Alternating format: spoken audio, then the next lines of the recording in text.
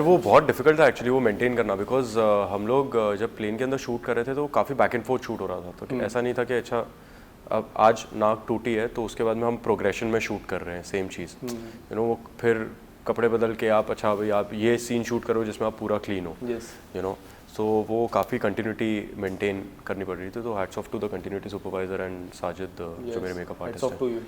अरे मैंने मेरा उसमें कोई कंट्रीब्यूशन नहीं था भाई मैं बस मैं मेरा काम था बस बैठना लग रहा था बट जो था इतना रियल लग रहा था इट वाज लाइक कि सच में पंच मार है एंड द फर्स्ट पार्ट इतनी सारी हाईजैक मूवीज आज तक आई है तो इसमें काफी सारी different what was the vision of the director Ajay sir का यार उनका ये था कि इट्स बिकॉज वो लोग एक्चुअली हाईजैकर्स नहीं हैं वो टेररिस्ट हाईजैकर्स नहीं है तो उनको ना वो थोड़ा सा हल्का सा वो रखना था इसलिए वो बात ऐसे करते हैं क्या चल रहा है यार तेरा बिकॉज वो है वो वाले उनको वो you know they are not from any particular actual terrorist group और यू नो के जो हाईजैक कर रहे हैं तो उनको ना वो थोड़ा सा रखना था तो इसलिए उन्होंने वो हल्का सा ब्रीफ रखा था कि it should look like a hijack but अगर लोग वापस मुड़ के देखें ना तो उनको लगे कि हाँ यार ये तो टेररिस्ट तो थे ही नहीं है लोग which is why they were talking like this which is why हमको लग रहा था कि कुछ तो ऑफ है कि ये लोग ऐसे क्यों बात कर रहे हैं ये लोग ऐसे क्यों बिहेव कर रहे हैं ऐसा तो हमने देखा नहीं है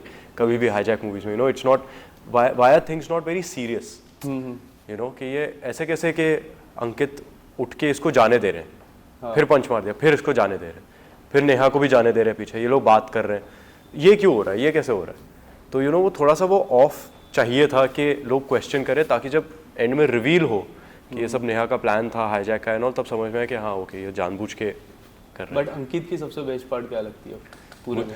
मुझे अंकित की सबसे बेस्ट पार्ट लगती है कि वो हमेशा तैयार रहता है वो हमेशा लाइक उसे ऐसा लगता है कि वो बहुत बड़ा कोई तोप कॉन आर्टिस्ट है कि वो लोगों को चकमा देकर निकल जाएगा बट ऐसा है नहीं।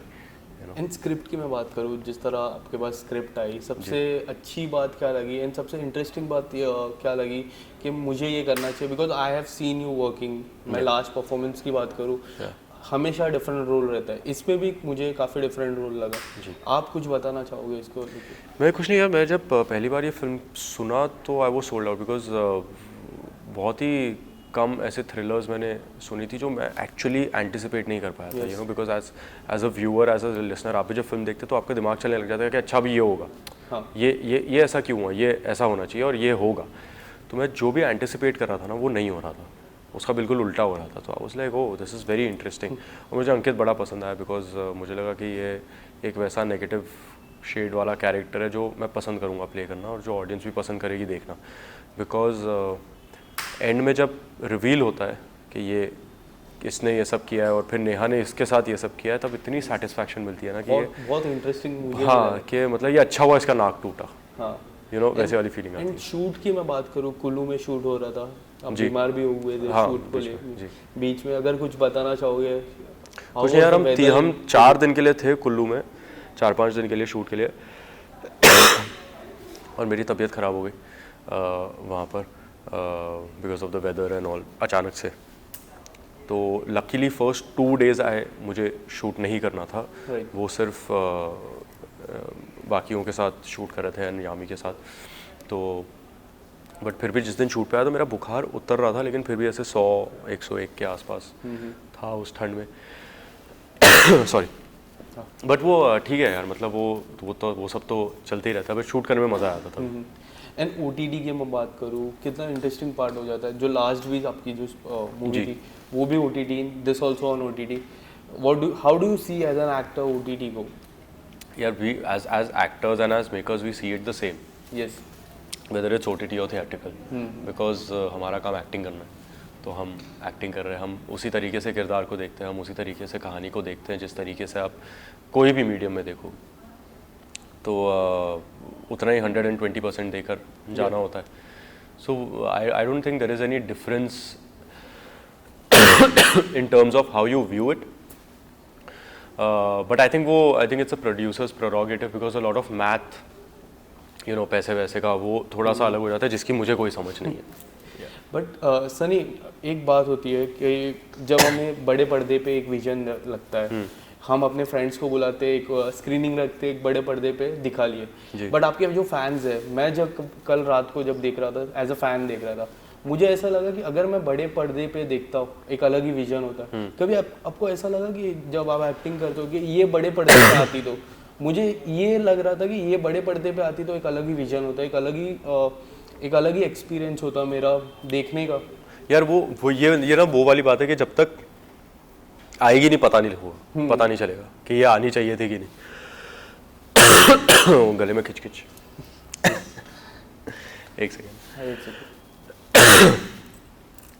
तो and obviously you take it as a compliment जब कोई बोलता है बड़े पर्दे पे आनी चाहिए थी, because yes OTT is there and we are very fortunate कि OTT है, but at the same time because theatre, cinema, बड़ा पर्दा इतना ज़्यादा कल्चरली इम्पैक्टफुल है हमारे कंट्री में, वर्ल्ड ओवर, जब लोग बोलते हैं कि बड़े पर्दे पे आनी चाहिए तो you take it as a compliment. Yes, you no,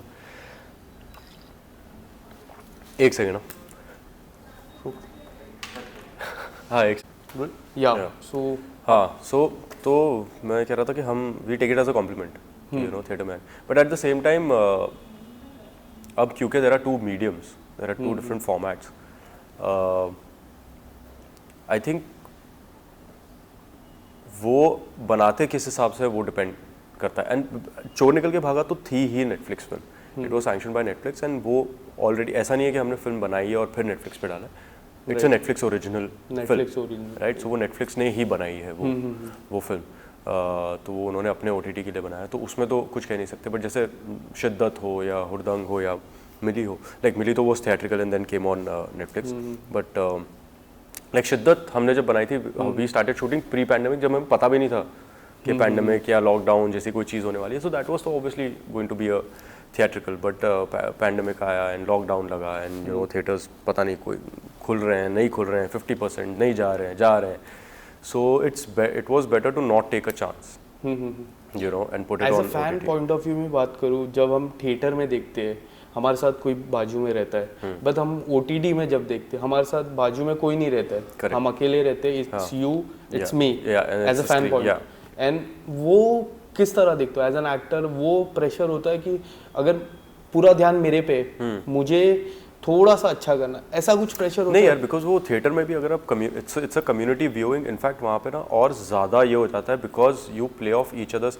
आपने कभी ये नोटिस किया है कि बहुत सारी फिल्में, specially like a comedy film और समथिंग, आप जब थिएटर में देख रहे हो ना, कोई सीन्स में ना आप घर जाकर देखोगे आपको उतनी हंसी नहीं आएगी, लेकिन आप लोगों के साथ बैठकर देखोगे आपको ज़्यादा हंसी आएगी, right, because we play off each other's energy as well, you know, when you are, आप अगर एक कम्युनिटी व्यूइंग में हो, अगर आप घर पे 10 दोस्तों को बुलाकर भी अगर एक फिल्म देखोगे, वो एक्सपीरियंस अलग होगा from how you watch it alone, yes, you know. तो वो कम्युनिटी व्यूइंग का एक्सपीरियंस ही एक अलग होता है, because you know there are other people, 100 और लोग बैठे हैं, राइट, और वो भी वही चीज़ देख रहे हैं, तो वो प्रेशर तो ऐसा नहीं होता, because like I said, because just उससे मेरा एक कैरेक्टर को देखने का नज़रिया नहीं बदलेगा, बिकॉज जो कैरेक्टर कहने की कोशिश कर रहा है वो कहने की कोशिश कर रहा है, जो एक कहानी बोल रही है वो कहानी बोल रही है, और हमें बस वही बताना है।